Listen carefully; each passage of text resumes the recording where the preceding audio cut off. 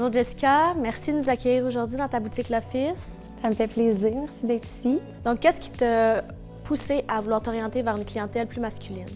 En fait, moi, j'étais déjà propriétaire de Kitsch à l'Office depuis 2010. Puis Kitsch, c'était une boutique entièrement féminine. Puis on allait vraiment dans notre branding, dans notre image de marque, dans nos collections. On était toujours très, très girly. Puis de mon côté, j'ai toujours été un petit tomboy. J'ai beaucoup travaillé aussi dans la mode masculine. Donc, c'était une facette de la mode qui me manquait un petit peu avec Kitsch.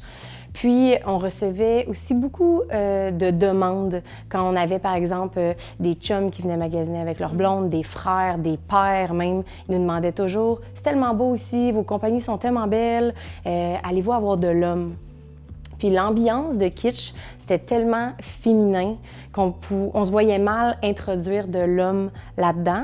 Puis c'est rare que les gars ils ont quelque chose juste pour eux. Mettons, autre, je trouve les merceries qui sont plus veston, cravate, des trucs comme ça. Donc c'était vraiment mon idée de créer une ambiance qui allait être 100% masculine avec des vêtements que pour les hommes. Ça me permettait de balancer mon côté très, très girly de Kitsch avec quelque chose de plus masculin avec l'Office. Donc, c'est 5 ans plus tard là, que j'ai ouvert l'Office finalement. Qu'est-ce que ça implique le concept du concept store de ton magasin? En fait, un concept store, c'est vraiment une boutique qui vient représenter un mode de vie. Donc, on ne vend pas juste du vêtement puis de l'accessoire, on va au-delà de ça. Ici, à l'Office, notre inspiration, c'est un peu surf, moto, art de vivre.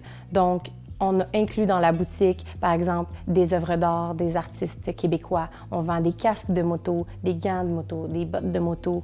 On vend aussi des produits pour le corps, des produits pour le visage, des produits pour la barbe, en plus des vêtements, des accessoires, des bijoux. Donc, ça fait vraiment un one-stop shop. C'est vraiment un style de vie global. Exactement, qui est représenté par l'offre de produits, en fait. OK, parfait. Concernant le décor, où est-ce que tu vas puiser tes inspirations?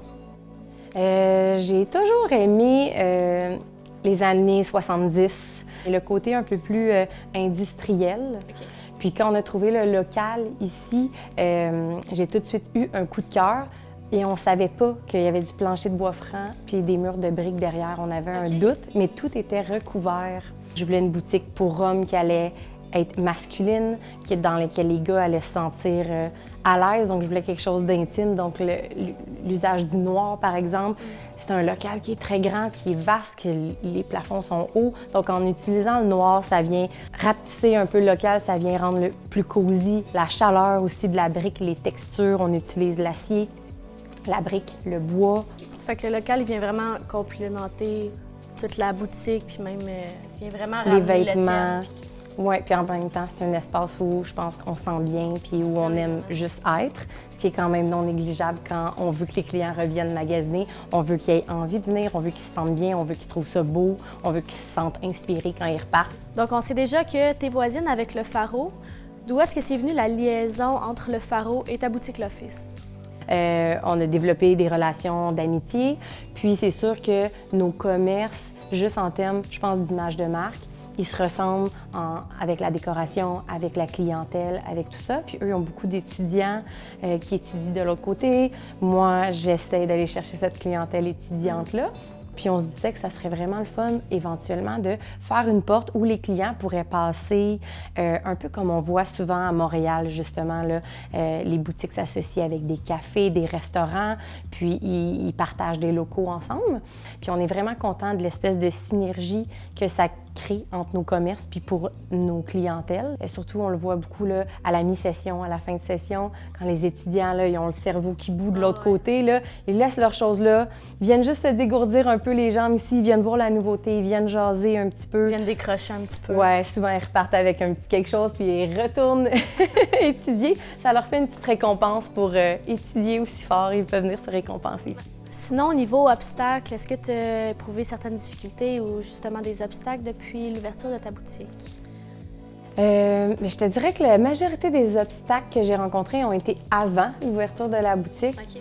On était encore très jeunes, on n'avait pas beaucoup d'actifs. Fait que chacun de notre côté, finalement, on est parti avec d'autres entreprises. Puis ça a été plus long, plus laborieux. Finalement, ça m'a pris 5 ans trouver OK. le financement. Puis aussi, après ça, une fois que tu as le financement, il faut trouver l'emplacement. J'ai failli abandonner plein de fois parce que je trouvais que ça allait pas assez vite puis que ça allait pas bien. Puis finalement, on est là. L'année passée, en mars, quand tout ça a éclaté, je pensais que tous les efforts, que tout mon travail des derniers 10 ans ne servait à rien. Du jour au lendemain, on se fait fermer par le gouvernement comme ça, puis tu peux rien faire, il n'y a rien à faire. On s'est adapté vraiment là, avec le site en ligne, les ventes en ligne, puis tout. C'est jamais comme l'expérience qu'on vit en magasin, là, en ligne. Donc en ce moment, on est là-dedans un petit peu. Là. Je te dirais que mon problème numéro 1 en ce moment, c'est l'approvisionnement. Sinon, concernant les marques, comment est-ce que tu choisis les marques que tu vends en boutique?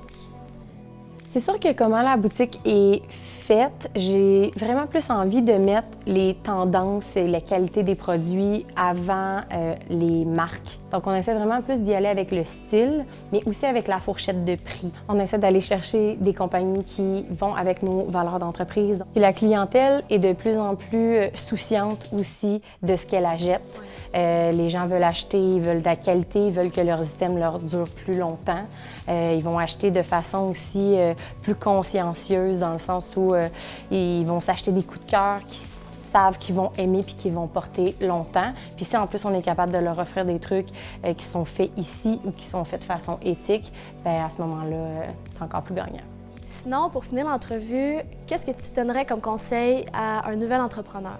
Ah, plein, mais surtout, je pense, de rester passionné, parce que je pense qu'on peut faire des super belles choses puis des grandes choses quand la passion est là. Des fois, on part avec une idée puis on se rend compte qu'il y a un besoin ailleurs. Puis je pense que les gens qui se partent en affaires, veulent pas, c'est pour être capable d'en vivre puis c'est pour être capable de faire de l'argent un peu en bout de ligne. Donc, d'être capable de s'adapter, puis on l'a vu beaucoup avec le coronavirus. Je pense que c'est ça qui fait que les entrepreneurs ont du succès. Parfait. Bien, un gros merci, Jessica, pour aujourd'hui. Ça fait Félicitations plaisir. encore pour ta boutique. Merci beaucoup.